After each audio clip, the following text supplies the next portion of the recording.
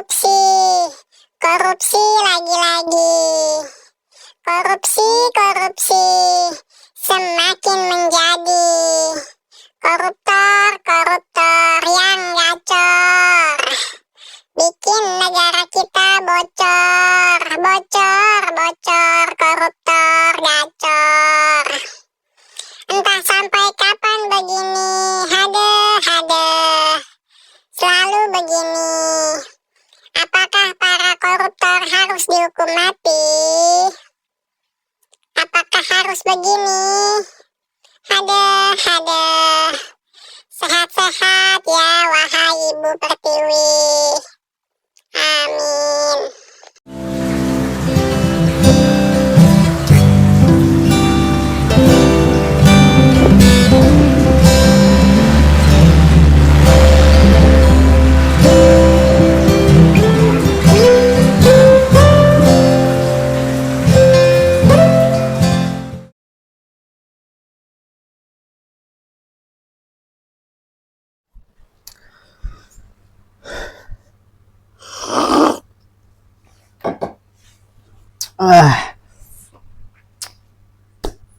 Assalamualaikum warahmatullahi wabarakatuh. Selamat datang di channel Abdi Rifki. Berbagi kebaikan di dalam keresahan. Oke teman-teman ngops, dimanapun berada, semoga selalu sehat dan sukses selalu. Langsung saja. Gue orangnya selalu penasaran ya. Dan gue mencoba berpikir abstrak. Siapakah manusia paling jahat di suatu negara?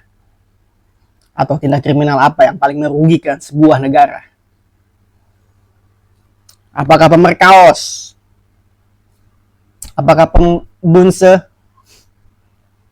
Gue pribadi punya jawabannya sendiri. Bagi gue, ya, koruptor. Menurut gue koruptor adalah penjahat yang paling lengkap. Seorang pemerkaos, seorang pembunse, belum tentu seorang koruptor. Tapi seorang koruptor, dia juga merupakan seorang pemerkaos dan pembunse.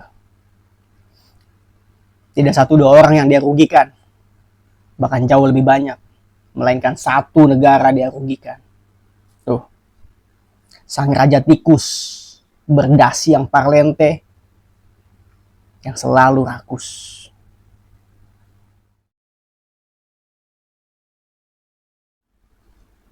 Jujur gue penasaran banget ya,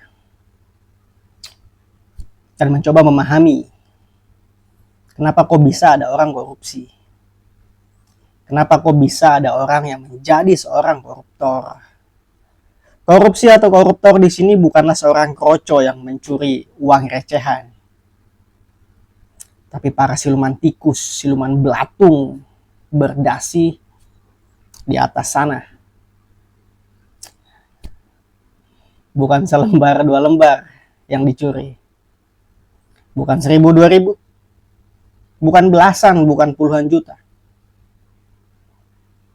Bahkan ratusan juta pun rasanya masih terlalu sedikit untuk mereka curi. Yang kita bicarakan di sini adalah pencurian, korupsi, koruptor, puluhan, ratusan miliar, bahkan lebih. Goks.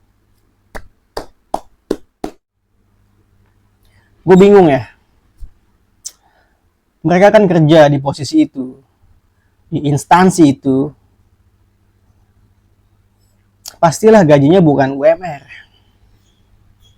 Gue yakin banget pasti bukan UMR. Belasan atau puluhan juta sebulan mah nggak kemana. Jangan pendapatan segitu rasanya untuk sekedar hidup, untuk sekedar makan mah udah enak, udah nyaman banget lah, udah lebih dari cukup. Rumah pasti bagus, mobil gampang, fasilitas juga udah nggak usah ditanya. Bahkan istrinya mau banyak pun bisa. Tapi gue bingung dan gue nggak habis pikir gitu loh dengan semua itu. Kenapa mereka masih merasa kurang?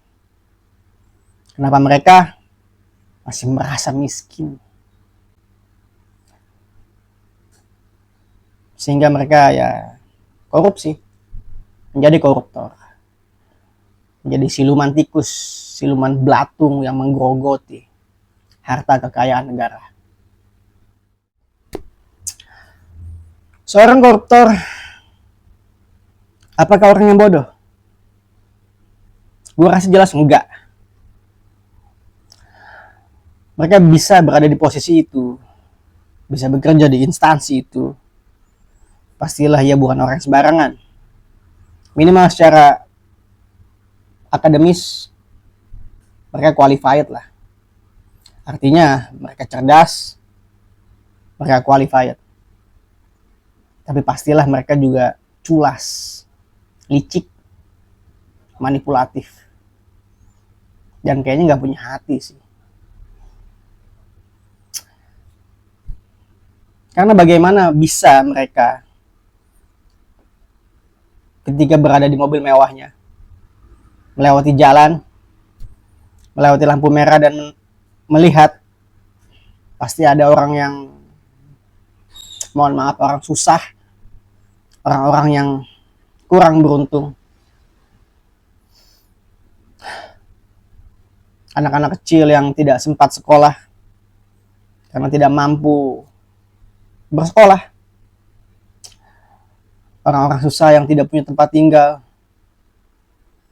yang kita lihat di pinggir jalan panas-panasan mendorong gerobak.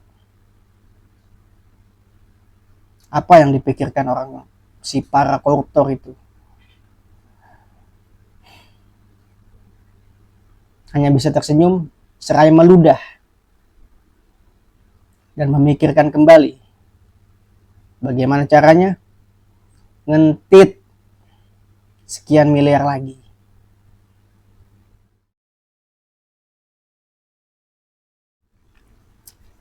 Bicara hukuman,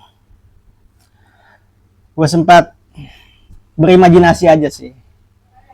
Dan ya, menurut gue, hukuman yang tepat, hukuman yang pas bagi para si koruptor ini ya memang hukuman mati. Agar memberikan efek jerah. Agar spesies-spesies siluman tikus, siluman belatung ini tidak lahir kembali. Sebagai perbandingan, beberapa negara di Asia Tenggara, negara-negara Asia tetangga kita, atau negara-negara di Asia yang lebih besar, yang lebih maju,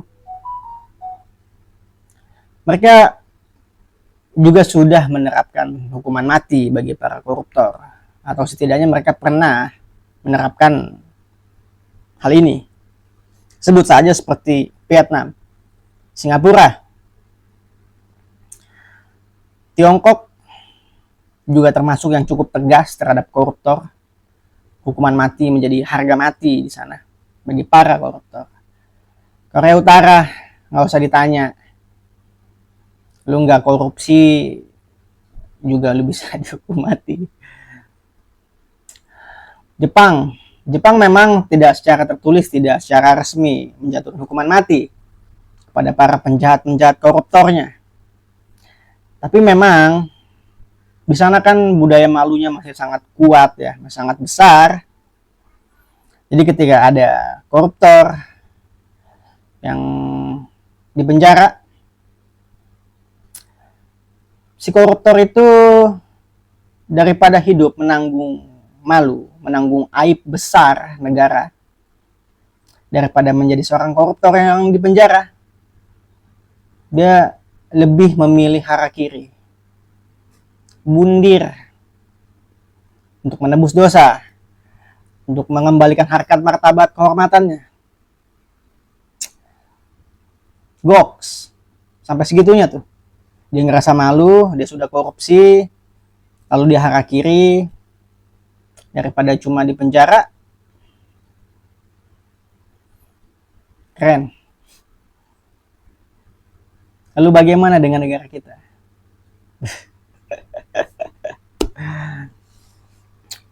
Gue nggak tahu hukum di kita seperti apa terhadap koruptor. Entah Ibu Pertiwi bagaimana memperlakukan para siluman-siluman tikus ini. Apakah hanya dipenjara, denda, atau sudah mulai mewacanakan hukuman mati?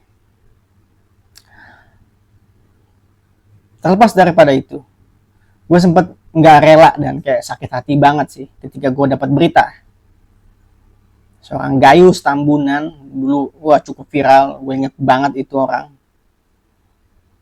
koruptor juga, bisa-bisanya sebagai tahanan masih sempat nonton tenis di Bali.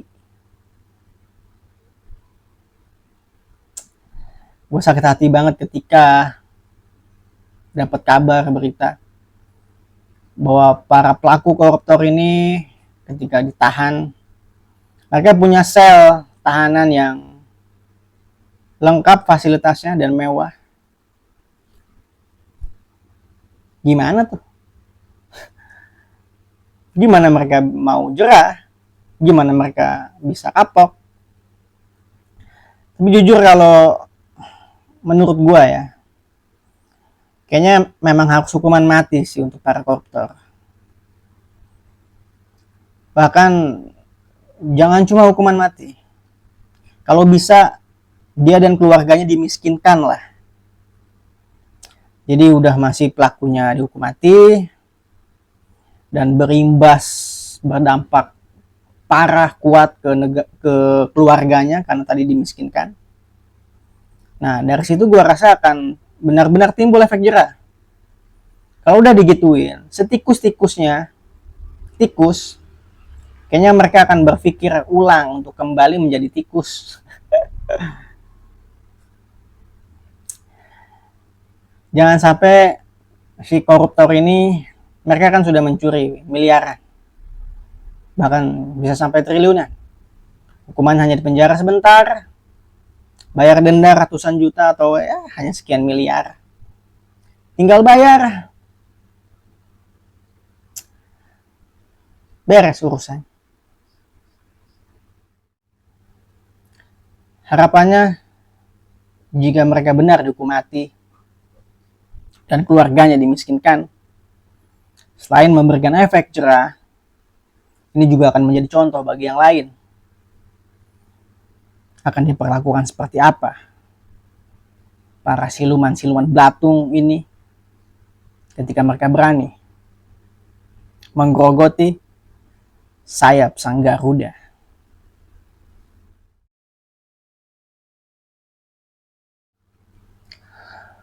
Memang sungguh sangat miris rasanya ketika puluhan, ratusan miliar, bahkan triliunan harta negara yang seharusnya bisa digunakan untuk membangun negeri, menolong dan menyelamatkan bangsa, malah hanya masuk ke dalam saku dan selangkangan segelintir orang. Bagaimana sang Garuda bisa terbang tinggi jika hanya untuk mengepakkan sayapnya saja tidak bisa, karena dipenuhi belatung yang menggerogoti sayapnya. Ingat, ciri-ciri orang munafik ada 3. Pertama, ketika ia bicara, ia berdusta. Kedua, ketika ia berjanji, ia mengingkari. Dan ketika dia diberi amanat, ia berkhianat. Jadi mari sebisa mungkin kita jauhi tanda-tanda atau ciri-ciri sifat-sifat orang munafik. Perbanyak bersyukur dan mari menjadi jauh lebih baik. Ingatlah, segala sesuatu yang besar berawal dari hal kecil. Berawal dari kita sebagai warga negara yang baik. Oke, sekian teman-teman Ngops. Semoga senantiasa dihujani keberkahan dan dijauhkan dari segala keburukan. Barangkali gue ada benar ya, dan bisa membuka mata, hati, dan pikiran teman-teman. Ya alhamdulillah. Atau pastinya gue ada salah. Ya mohon maaf. Teman-teman bisa tambahkan dan koreksi gue di kolom komentar. Jangan lupa like, komen, subscribe, dan share ke teman-teman. Sampai jumpa di video selanjutnya.